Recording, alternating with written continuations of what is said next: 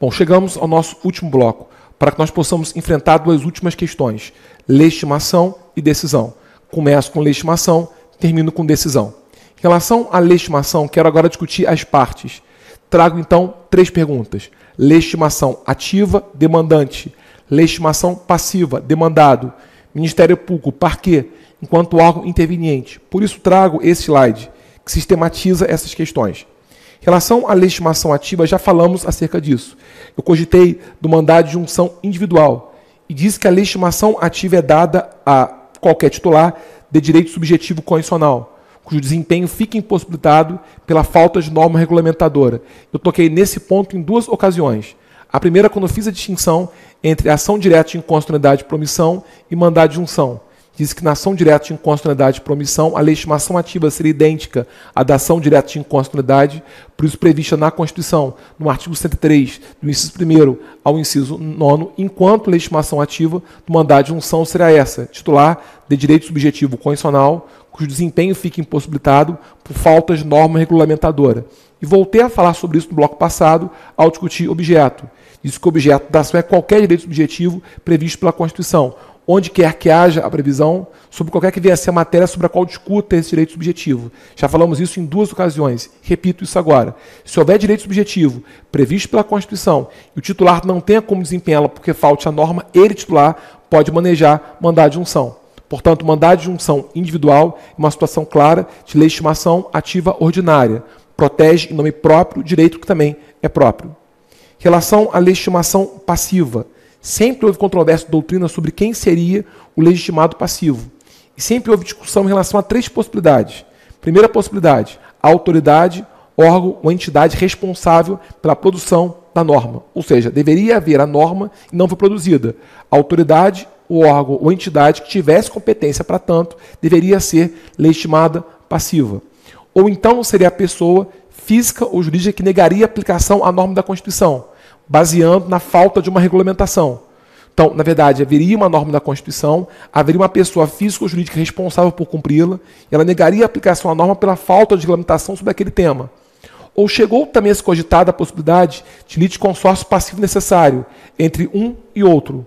Um litisconsórcio passivo necessário entre a autoridade, órgão ou entidade responsável pela produção da norma e a pessoa física ou jurídica que descumpre a norma constitucional baseada no descumprimento na falta de eventual regulamentação. A questão já foi levada aos tribunais, está pacificada a posição. Hoje, inclusive, a legislação contempla essa possibilidade, que legitimação passiva é dada à autoridade, órgão ou entidade responsável pela produção da norma reclamada, por um motivo muito simples. Foi ela que incorreu em eventual omissão inconstitucional. A Constituição lhe obrigou a produzir a norma e ela não produziu. Em relação à pessoa física ou jurídica que não cumpre a Constituição por falta de lei, não se pode imputar omissão nenhuma a ela, porque ninguém é obrigado a fazer algo, deixar de fazer algo em virtude de lei. Já que não existe norma que regulamenta o tema, não há obrigação a ser cumprida. Quem incorreu de fato a omissão foi aquela autoridade, aquele órgão, aquela entidade, que deveria ter feito a norma e não fez. Então, a legitimação passiva é dada a ela. Tanto isso é verdade que verificamos no bloco passado que esse é o critério pelo qual se fixa a competência.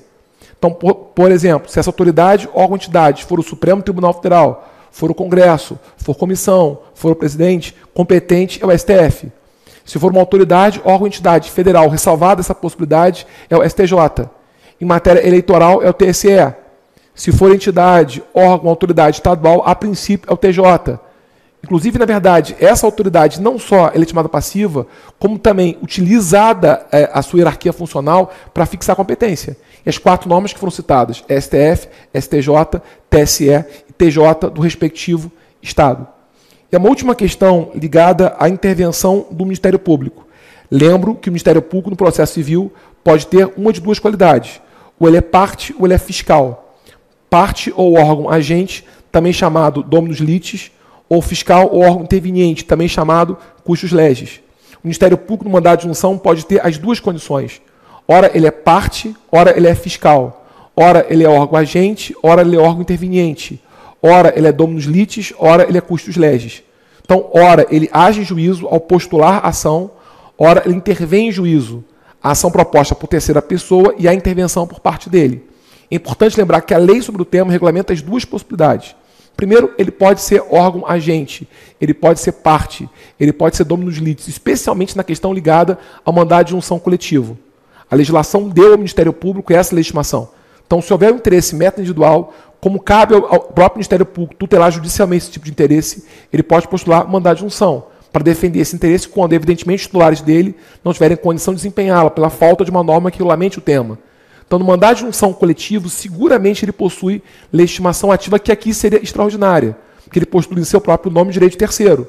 Agora, como também o Ministério Público pode deixar de ser órgão agente para ser órgão interveniente, pode deixar de ser parte para ser fiscal, pode deixar de ser dominus litis para ser custos réis. E agora me refiro à Lei 13300-16, artigo 7º, que textualmente prevê a intimação do Ministério Público para oficiar naquela questão. Portanto, é uma situação de intervenção obrigatória, na qual a Constituição obriga essa intervenção e a legislação também assim o faz. Pode ser que o magistrado profira a sentença sem manifestação, até porque a lei fala com ou sem pronunciamento, mas a intimação seria obrigatória, a intervenção é obrigatória. Nesse ponto é importante lembrar que o Ministério Público no processo civil, quando se fala na sua condição de órgão interveniente, de fiscal, de custos legis, em regra tem uma intervenção discricionária, ou seja, cabe ao Ministério Público aferir se o caso é de intervenção ou não. Em casos raros, a intervenção pode ser obrigatória. Ora, uma intervenção obrigatória constitucional, ora, uma intervenção obrigatória legal. Há casos em que a Constituição ou a legislação tem obrigado a intervenção ministerial. Os senhores vão poder encontrar casos na Constituição de intervenção ministerial. Por exemplo, refiro às ações diretas de controle de constitucionalidade, especificamente na Constituição, no artigo 103, parágrafo 1º, quando impõe que o PGR atue no processo que envolve, por exemplo, a ação direta de inconstitucionalidade. E uma outra situação está prevista na Constituição, no artigo 232, quando a Constituição prevê a possibilidade do Ministério Público participar nos processos que envolvam direitos dos indígenas. É uma outra situação de intervenção ministerial obrigatória. Então, há casos na Constituição de intervenção ministerial obrigatória quando o ato não é discricionário e sim vinculado. Me refiro ao controle de constitucionalidade abstrato, especialmente ação direta de inconstitucionalidade, Constituição no artigo 103, parágrafo 1º, quando ele atua, então, com custos legis. E também uma outra atuação agora do Ministério Público como instituição, como custos legis nos direitos indígenas, no artigo 232. E há casos também de intervenção ministerial legal obrigatória. Um bom exemplo pode ser o mandado de segurança. A Lei 12016/2009 prevê essa possibilidade no seu artigo 10, e outra hipótese é essa, mandado de junção. A Lei 13300/16, no artigo 7º, prevê também essa intervenção obrigatória. Repito, pode ser que venha haver sentença sem ter havido pronunciamento, caso o Ministério Público perca o prazo. Mas fato é que a intimação é no caso, obrigatória. Portanto, a sua intervenção é necessária por força de lei. A lei sobre o tema, no seu artigo 7º. Então, sistematizando o tema, legitimação ativa no mandado de junção individual é dada ao titular de direito subjetivo constitucional, que não possa desempenhá-la pela falta da norma reclamada. Portanto, uma situação de legitimação ativa ordinária. Legitimação passiva é dada à autoridade, órgão, entidade com responsabilidade por produzir a norma, porque ela incorreu em eventual omissão. É ela que vai figurar como impetrada aqui. Em relação ao Ministério Público, ora ele ostenta a condição de parte, ora de fiscal. Ele é órgão agente ou dominus litis no mandado de junção coletivo, quando então há uma situação de legitimação ativa extraordinária aqui. Composta também a condição de fiscal ou custos legis em qualquer mandado de junção, porque o artigo 7º obriga a sua intervenção. Então, um caso de intervenção ministerial obrigatória legal, similar por força de lei ao mandado de segurança, na sua lei no artigo 10, similar por força da Constituição, nas ações diretas de inconstitucionalidade e nos direitos indígenas. Na Constituição, no artigo 103, parágrafo 1º, a ação direta de inconstitucionalidade, o artigo 232, direitos dos indígenas.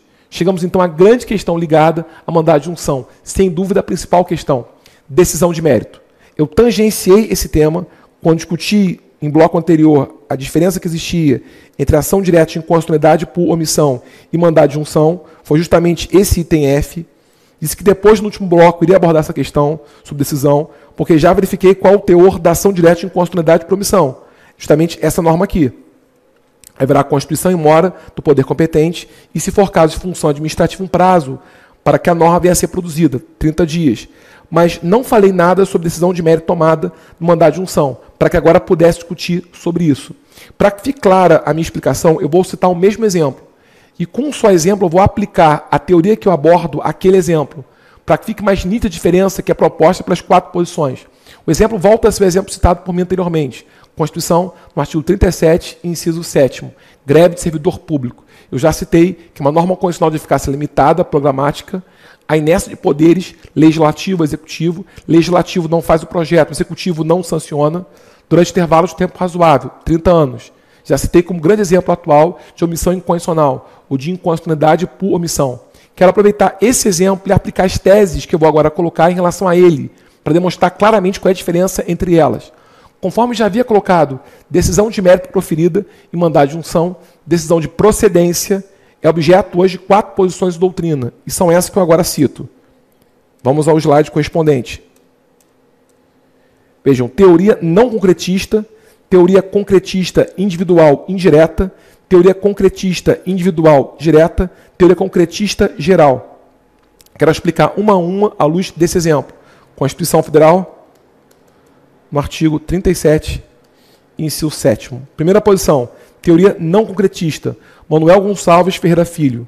Que posição é essa? Ela simplesmente equipara mandado de junção à ação direta de inconstitucionalidade por omissão, para efeito de decisão de mérito. Ou seja, manda aplicar mandado de junção à norma da Constituição no artigo 103, parágrafo 2º, norma essa que já foi estudada. Em outras palavras, diz que caso vier a ser julgado o pedido procedente e mandado de junção, será constituído em mora o poder competente, certificando-lhe da falta de uma norma, e se for caso de função administrativa, será fixado o prazo de 30 dias para que a norma venha a ser produzida. Com as ressalvas que eu fiz antes, essa norma não compele ninguém a produzir norma nenhuma, essa norma não, na verdade, permite que o judiciário force ou produza a norma, também não permite que somente sanção para o prazo venha a ser descumprido, tão somente consequência política. Constitui-se o poder em mora, e se for função administrativa, há prazo sem sanção. No exemplo que eu dei, greve de servidor público, qual seria a consequência prática? Seria expedido ofício ao Congresso, comunicando-lhe que foi julgado o mandado de junção número tal, e se reconheceu através desse mandado de junção uma omissão inconstitucional. Sequer haveria fixação de prazo, porque esse prazo é próprio para a função administrativa, e o caso seria de função legislativa. Então, seria meramente um ofício comunicando ao Congresso essa mora legislativa, e sequer fixando prazo para que a norma fosse produzida. Não teria o Supremo Tribunal Federal a possibilidade de produzir nada, de cumprir ninguém a fazer nada, nem de combinar sanção para eventual prazo que sequer existe. Por isso a crítica que essa teoria mereceu. Ela esvaziou o mandado de junção, ela tornou a ação inefetiva. Porque o que as partes pretendem não é isso, que se comunique ao Congresso algo que ele já sabe, que tem ciência inequívoca que está em mora. Que as partes pretendem que o direito que elas afirmam ter venha a ser protegido por proteção jurisdicional, definindo ou não aquele direito. Até porque Cândido Lamarck dizia que há um escopo social do processo. E esse escopo social é a pacificação das partes. A decisão que aqui se propõe não pacifica ninguém. Só comunica ao Congresso que é a mora legislativa, mas talvez isso ele já saiba. O que a parte pretende sequer é objeto de discussão judicial. Por isso, essa posição é uma posição de escola, já foi utilizada pelo próprio Supremo Tribunal Federal, depois vou citar acerca disso, mas é a posição de doutrina completamente ultrapassada, porque esvazia a ação, torna a ação, de fato, inefetiva. Foi colocado, então, passo à frente, surgiu outra teoria, teoria concretista individual indireta. Pertence ao Derico Pires dos Santos. Qual é a posição aqui? Entende que o Poder Judiciário não pode aqui se limitar a constituir o poder em mora, e se for caso de função administrativa, fixar prazo de 30 dias para isso. Diz, e dá um passo à frente, diz o seguinte: caso no mandado de junção, pedido venha a ser julgado procedente, caberá ao Poder Judiciário, via Supremo Tribunal Federal, se for o caso, retirar o obstáculo para o exercício do direito. Consequência é essa: retirar o obstáculo para o exercício do direito fundamental em questão. Paremos e pensemos que obstáculo existe para que o direito possa ser desempenhado: a falta à norma. Então, retirar o obstáculo quer dizer então o seguinte: poderá o Poder Judiciário, inclusive o Supremo Tribunal Federal, fixar prazo para que a norma venha a ser produzida. Se durante esse prazo houver a produção legislativa, ótimo. A consequência foi obtida. Obteve-se essa norma, a solução está dada. Se, ao contrário, durante esse prazo não for feita a norma, valerá aquele acórdão como título executivo, bastando que a parte liquide esse acórdão e obtenha depois indenização de perdas e danos por conta daquilo. Vejam, é sem dúvida um passo à frente. Retirar o obstáculo ao exercício do direito. Permite que o direito venha a ser citado regularmente. Com esse condão, ou seja, será fixado prazo para que a norma venha a ser feita, fim do qual, não sendo produzida, valerá o acórdão como título executivo judicial, bastando a parte liquidar esse acórdão e obter ao final o ressarcimento e reparação pelo dano patrimonial e moral causado a ela. Na verdade, no nosso exemplo, greve de servidor público, o Supremo Tribunal Federal, se fosse o caso, não oficiaria o Congresso comunicando o fato. Ele fixaria um prazo, via de regra 120 dias, ou até um prazo maior, para que o Congresso produzisse a norma e oficiaria o Congresso comunicando, inclusive, esse prazo. Se fosse feita a norma, ótimo, o processo seria extinto. Se não fosse feita a norma, seria título executivo judicial, bastaria a parte liquidar esse acórdão, obter o valor e executar. O Estado, nesse caso a União, por isso, obtendo, portanto, ressarcimento e reparação pelo dano que lhe foi causado, patrimonial e ou moral. Qual é a crítica feita aqui? Repito o que eu disse, sem dúvida é um grande passo à frente, porque efetiva o direito fundamental que a parte afirma ter. O que a parte pretende não é só um ofício comunicando ao Congresso, algo que ele, repito, já sabe, mas é alguma providência judicial que permita que o direito que ela afirma ter venha a ser resguardado judicialmente. Então, efetiva, de certo modo, esse direito. Mas a crítica feita é a seguinte, ainda é a posição tímida, porque se atrela um dogma que está hoje ultrapassado. O Poder Judiciário é um legislador negativo, ele não pode ser legislador positivo. Isso é completamente hoje ultrapassado. Especialmente desde 2004, quando o Brasil assume a vinculante, se reconhece que o Poder Judiciário, via Supremo Tribunal Federal, é legislador positivo. Ele normatiza questões positivamente. Ele não se limita a invalidar normas negativamente, mas constrói normas positivamente, via, inclusive, súmula vinculante, via acordo do STF, que tem a mesma eficácia vinculante.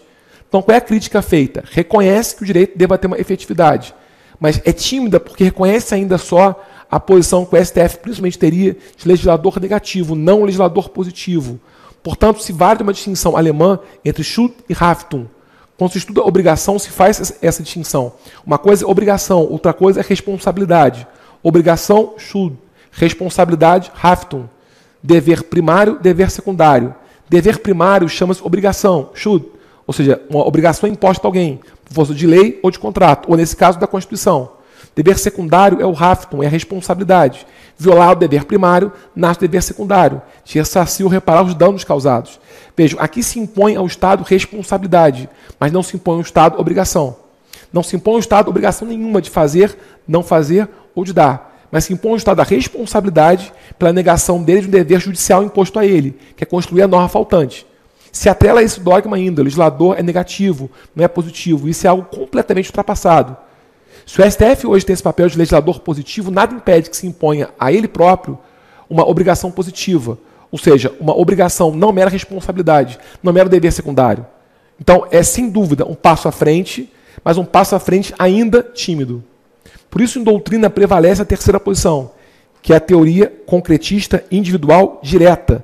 Pertence ao citado hoje José Carlos Barbosa Moreira. Qual é a consequência aqui?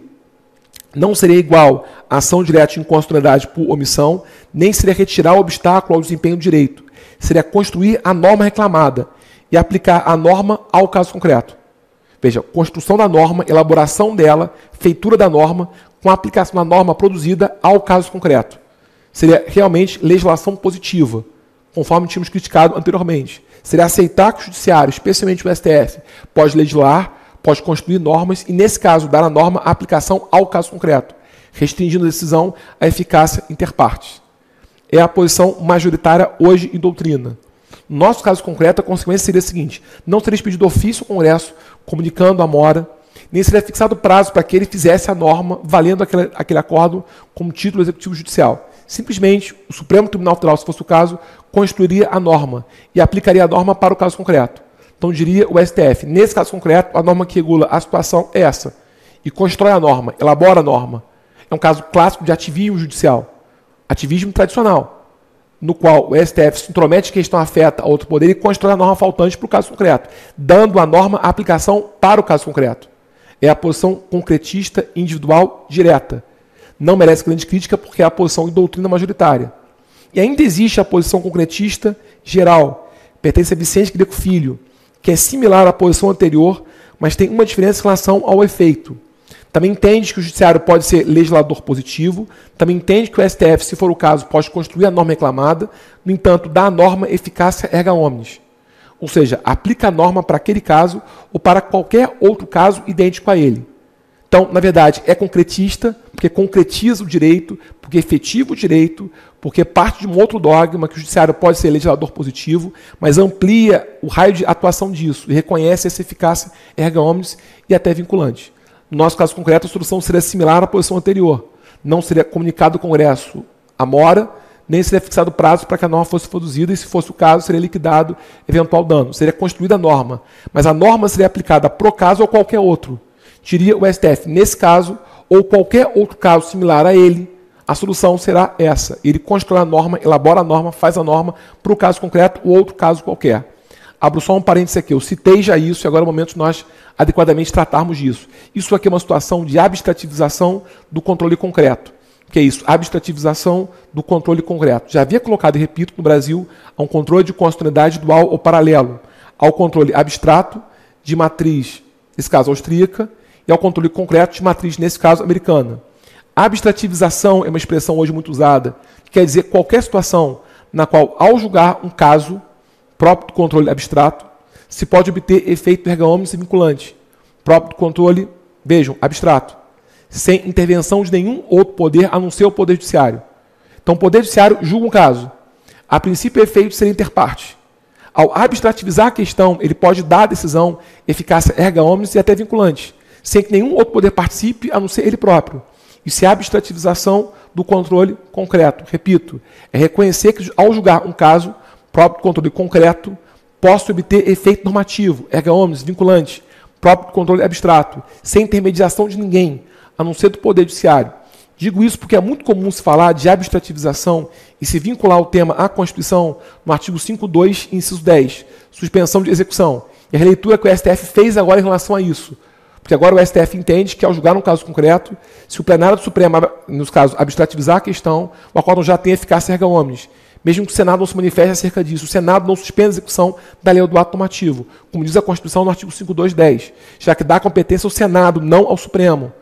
E quando se fala desse tema, costuma citar essa hipótese hoje. Por exemplo, no Brasil, de abstrativização é a suspensão de execução do artigo 5.2.10. Mas, de modo bem claro, eu digo, a abstrativização não se limita a esse caso. É o caso mais famoso, o caso mais conhecido, mais badalado, mas não se limita a ele. Eu posso, no mínimo, indicar mais 2 casos. Ou, quiçá, um terceiro exemplo. Um caso pode ser reclamação. A reclamação julga um caso no qual o juízo ou o tribunal desconsiderou a decisão do Supremo ou a considerou de modo incorreto e a solução dada pelo STF se aplica àquele caso ou outro caso qualquer. Até porque o STF reconsiderou hoje a reclamação e ampliou o efeito dela. Um outro caso pode ser, na verdade, repercussão geral. A STF tem um caso recente discutindo candidatura avulsa, na qual ele reconheceu repercussão geral para julgar futuros recursos extraordinários de recurso prejudicado. Ele abstrativizou uma questão, porque, do ponto de vista concreto, havia prejuízo àquele recurso. Ele abstrativizou a questão, conheceu em tese. Então, de certo modo, repercussão geral é uma outra situação de abstrativização do controle concreto. Um terceiro exemplo é a mandado de junção. Se entender que, na verdade, o efeito aqui é erga omnes, eu posso obter efeito erga omnes ao julgar um caso concreto, por decisão do Poder Judiciário, via Supremo Tribunal Federal. Seria uma nova situação de abstrativização do controle concreto também. Então, assim entender que a posição é essa, o caso pode ser um novo caso de abstrativização do controle concreto, possibilidade jurídica de se obter efeito erga omnes e até cogitável, vinculante, próprio do controle abstrato, ao julgar um caso próprio do controle concreto, por decisão única e exclusiva do Poder Judiciário, sem intermediação de ninguém, a não ser o STF, que é o órgão de cúpula do Poder Judiciário brasileiro. Isso pode ser aplicado à suspensão de execução, isso pode ser aplicado à reclamação, isso pode ser aplicado à repercussão geral, isso pode ser aplicado, se for a hipótese, à mandado de junção.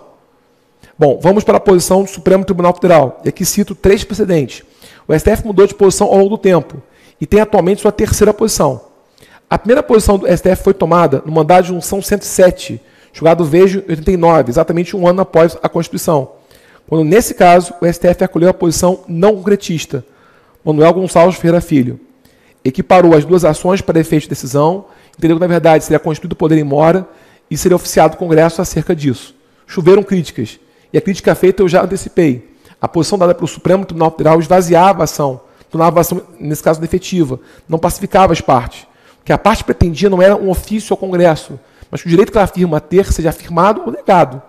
Prestação positiva ou negativa. Mas não era comunicação, não era constituição em mora. Foi a posição tomada pelo Supremo muito criticada. Por isso durou muito pouco tempo. Vejam, 2 anos depois, o STF mudou de posição. Julgou o mandado de junção 283, quando se viu a posição concretista individual indireta. Ou seja, o STF ainda estava atrelado ao dogma que não era legislador positivo, era legislador negativo, que não poderia impor ao Estado uma obrigação, teria tão somente o condão de impor ao Estado uma responsabilidade, então optou por uma posição mais conservadora no sentido de efetivar o direito através de um prazo judicial fixado por ele, que via de regra era de 90 dias ou 120 dias, reconhecendo-se que a partir disso, não produzida a norma reclamada, poderia valer aquele acórdão como título executivo judicial, e somente obrigava a parte a liquidar aquele acordo a obter ressarcimento ou reparação. Foi de novo criticado por isso, porque a doutrina começou a dizer que, na verdade, o STF ainda entendia que não era legislador negativo, que era uma tese Hans-Kelsen, quando, na verdade, o próprio STF já tinha efeito vinculante, depois veio a repercussão geral, a súmula vinculante, e claramente a ideia de que ele seria legislador positivo, sim. Se poderia impor ao Estado efetivamente uma obrigação, não só uma responsabilidade. Se poderia impor ao Estado uma obrigação como dever primário, não uma responsabilidade como era o dever secundário. Aguardava-se, então, que o STF mudasse posição. E se esperava que a posição que ele viesse a tomar fosse concretista, individual, direta. Qual não foi a surpresa quando o STF julgou um caso que eu já citei, que é o mandado de junção 708/2007, além de dois outros casos que eu mencionei, o mandado de junção 680 e depois o mandado de junção 712, quando o STF acolheu a posição concretista geral. Portanto, hoje a posição do Supremo Tribunal Federal é textualmente a seguinte: se houver mandado de junção, ainda que ele venha a ser individual, e se o pedido for julgado procedente, competirá ao Supremo Tribunal Federal construir a norma reclamada e aplicar a norma que ele vier a fazer ao caso concreto ou a qualquer outro caso igual a esse. Nesse caso, nós tivemos greve de servidor público e mandado de junção coletivo ligado a isso. Um caso era proveniente do Pará, outro caso do Espírito Santo. O STF diz o seguinte: será aplicada à greve de servidor público a lei que regula a greve de empregado privado, naquilo que for adaptável a esse caso concreto. Teria o próprio STF possibilidade de fazer outra norma qualquer. Optou por aproximar ao máximo o servidor público do empregado privado por questão de segurança jurídica. Então diz o seguinte: será aplicada a norma de greve do empregado privado a esse caso concreto naquilo que for adaptável. Ou seja, ele construiu a norma faltante, porque a norma não se aplica para isso. Naquilo que for cabível, será aplicada a greve de empregado privado ao servidor público. E vejam, não mandou aplicar a norma ao Espírito Santo ou Pará, mandou aplicar a norma ao Brasil inteiro. Então deu eficácia erga omnes, construiu a norma da posição concretista geral. E, portanto, posso dizer hoje, mandado de junção é meio que o STF se utiliza de abstrativização de controle concreto. Hoje eu posso reconhecer esse fenômeno em 4 grandes casos: suspensão de execução, reclamação, repercussão geral e mandado de junção. Mesmo sendo mandado de junção individual, o STF tem abstrativizado esse controle que é concreto. É admitido que ele construa a norma e aplique para qualquer outro caso igual a esse, porque deu efeito normativo a esse acórdão, com eficácia erga omnes e até vinculante. Com isso, então, senhoras e senhores, fechamos nosso encontro de hoje com todos os temas discutidos. Volto ao roteiro para verificar se faltou alguma coisa. Nós discutimos, então, ao longo do nosso encontro de hoje. Primeiro, a questão ligada à definição. Depois, natureza, dúplice, condicional e processual. Terceiro lugar, condições, que são 3.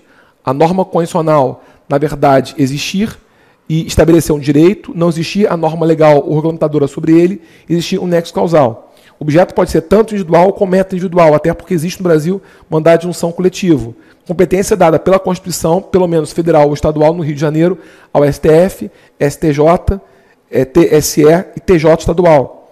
Partes, na verdade, a discussão aqui sobre parte ativa, parte passiva e intervenção ministerial. E decisão hoje pelo STF, com base no acordo que eu citei, mandado de junção 708/2007, além do mandado de junção 680, mandado de junção 712, segue a teoria concretista geral. Portanto, repito mais uma vez, o mandado de junção, inclusive individual, é um exemplo que o STF utiliza de abstrativização de controle concreto. Portanto, ele pode construir a norma faltante e mandar aplicar a norma ao caso concreto ou a qualquer outro caso igual a ele. Repito, o caso que citei provinha do Espírito Santo do Pará. E a solução dada foi uma norma que o STF construiu, um caso notório de ativismo judicial, com aplicação nacional, não com aplicação estadual, no Rio Grande do Sul, no caso do Espírito Santo, ou no Pará.